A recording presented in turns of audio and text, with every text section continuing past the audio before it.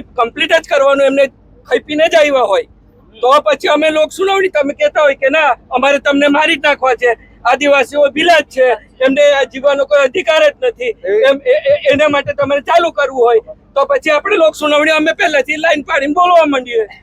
અગર તમે આ પ્રોસિડિંગ કરો છો આટલા બધાના વિરુદ્ધમાં, બરાબર છે, તો ગ્રામ સભાના પહેલી વસ્તુ કે તમારી કને સત્તા છે કે નહીં રદ કરવાની, એના વેલિડ પોઈન્ટ્સ છે, વાંચી લો.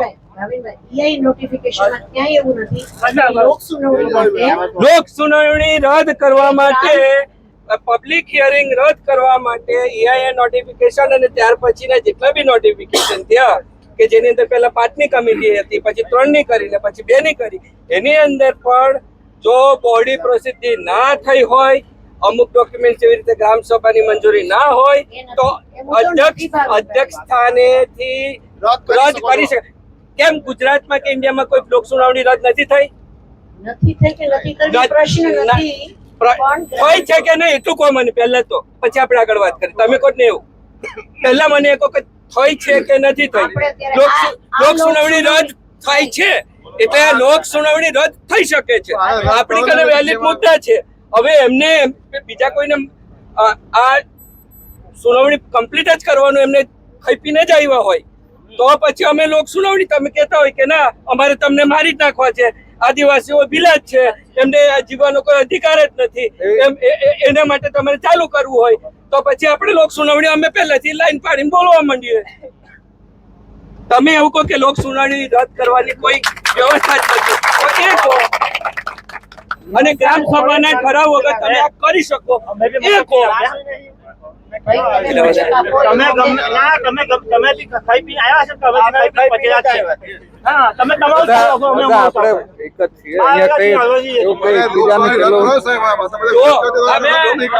સાંભળો, અમારા લોકોનો પણ ઇન્ટેન્શન એવો નથી કે તમને લોકોને તમારી, અમે બી એવું ઈચ્છે કે તમે તમારી કામગીરી પૂર્ણ કરી લો, પણ આગળ રાખોલિયા સાહેબ હતા, એની આગળ બીજા સાહેબ હતા, બધા અધિકારીઓ આવી જાય છે, એમને અમે કોઓપરેટ કરીએ છીએ, પણ દર વખતે ગ્રામ સભાની ઠરાવ વગર પ્રોસિડિંગ થાય છે, અમે રજૂ કરીએ છીએ ને ત્યાર પછી બી સુધારવાનું નથી થતું, સિસ્ટમ નથી સુધરતી, એટલે આ વખતે અમારે ખાઈ પીને બેઠા છે કે આજે 9 વાગ્યા સુધી અમે જ બેઠા.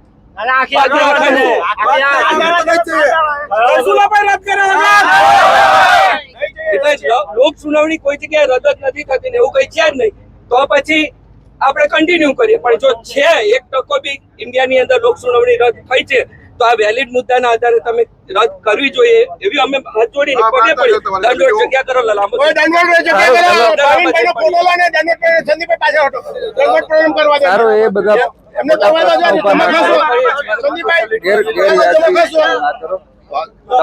તમારી બધા આપણે એક જ છીએ, આમાં કોઈ સામે આપણે આ પ્રશ્ન ઉભા ના કરો. કાયદો વ્યવસ્થા ચાલો તમારી માની આપણે ઇન્દોર ગામના બ્લોકની જગ્યા પર આટો મારીને આવીને પછી લોક સુનાવણી ચાલુ કરો.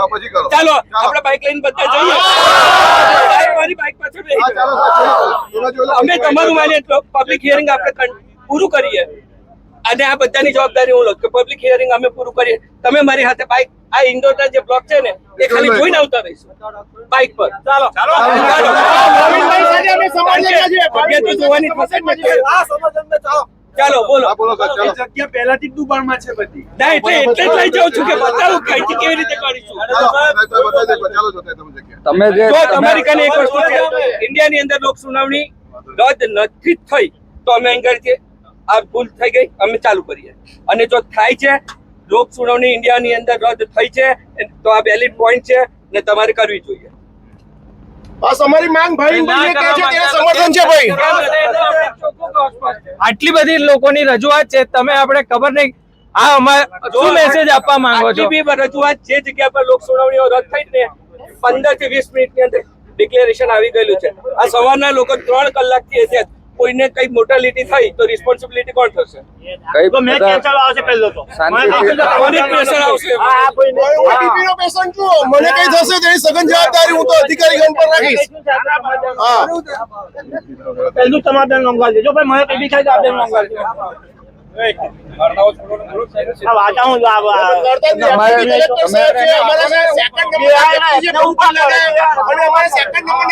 અમારી પ્રજાજનની વાત નહીં સાંભળે તો અમને કોને પણ વાત સાંભળવાની સાહેબ?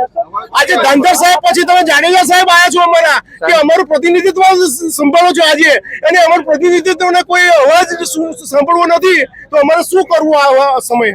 એકચ્યુઅલી તમારે તો આમને સોંપી દેવું જોઈએ કલેક્ટર સાહેબને. આટલી મોટો બ્લોક છે, આટલો મોટો એ છે ક્લસ્ટર છે, તો કલેક્ટર સાહેબને કાં તો એટલીસ્ટ જે પ્રાંત અધિકારી ઝઘડિયાના નેટિવ છે he is belong to a tribal ને અમારે વિસ્તારને વધારે સારી રીતે, તો અમે આટલું રિક્વેસ્ટફુલી કહીએ છીએ કે તમે અમને હેલ્પ કરો. આ લોક સુનાવણી રદ કરીને તમે અમારી પર દયા કરી રહ્યા છો કે અમારા કામગીરીનો સાહેબ ફરી 5 વર્ષ બી તમારી સાથે જ અમારે વહીવટમાં રહેવાનું છે, એટલે મહેરબાની કરીને કહીએ છીએ. તો પણ બીજી વાત તો આ ઇન્દોરમાં રાખો, ચાલો ઇન્દોરમાં હવે પણ અત્યારે આપણે આ જે પ્રોસિડિંગ છે એને પૂરું કરી ના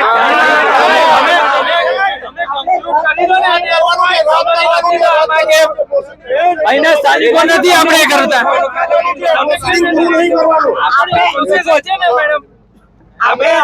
તમે પ્રોસેસમાં જ લખો ને કે આ અહીંયા ઘડી લોકોનો એક જ અવાજ છે. હા, તમારા 2 લાઈન લખવામાં તમને શું વાંધો આવે છે? લોકોનો વિરોધ હોવાને કારણે, બોડી પ્રોસેસિંગ ન થવાના કારણે અને ગ્રામ સભાના ઠરાવો ન હોવાના કારણે આ લોક સુનાવણી રદ કરીએ છીએ. પછી કઈ રાખો, અમે આવીએ ઇન્દોર પાછા. થોડી પ્રસિદ્ધિ તો કરી છે, કઈ થોડીક નહીં, બોડી પ્રોસેસિંગ થોડી કરી છે ભાઈ. નથી કરી.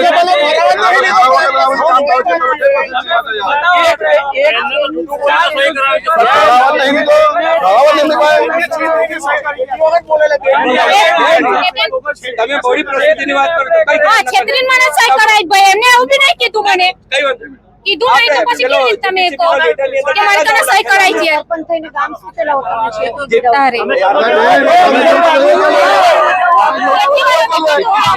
જે ગામને કન્સલ્ટ કરવામાં આવી છે ને, એટલે સિલેક્ટ 10 ગામને કરવામાં આવી છે. તો ઓછામાં ઓછા એની અંદર 100 ગામ આવે છે. પ્રોસિડિંગમાં લે. 43 ગામમાં મળેલું છે. બે પેપરની અંદર આપેલું છે, જાહેરાતો કરાવી છે. અમારે ત્યાં આજુબાજુ જો બોડી પ્રસિદ્ધિમાં બેલ વગાડ્યો, રિક્ષા ફેરવી. કયા ગામમાં ફેરવી? ના બોલતા યાર સાહેબ. કયા ગામમાં ફેરવી? કયા ગામમાં ફેરવી? ખાલી બે ફોટા નહીં બતાવતા, બે ફોટા નહીં બતાવતા. એક અમારી ગ્રામ પંચાયત પાનેરા પાસે સિવાય કોઈ પંચાયત રિક્ષા ફેરવી, ગામે ગામ જાણકારી આપવાની છે. અને હજુ બોલું આદિવાસી જો બેન, આ પાછનો વિસ્તાર છે તો અહીં ગાડી તો કિનો સહી કઈ ચાલ્યો અમારી નેટિવ લેંગ્વેજમાં કરી છે. પછી બોલું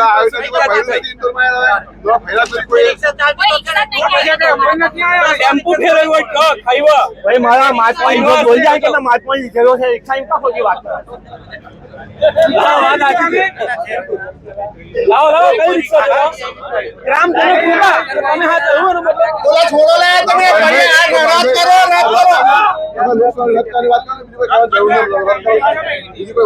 આપણે પ્રૂફિંગ નહીં જોતું, રાત કરો.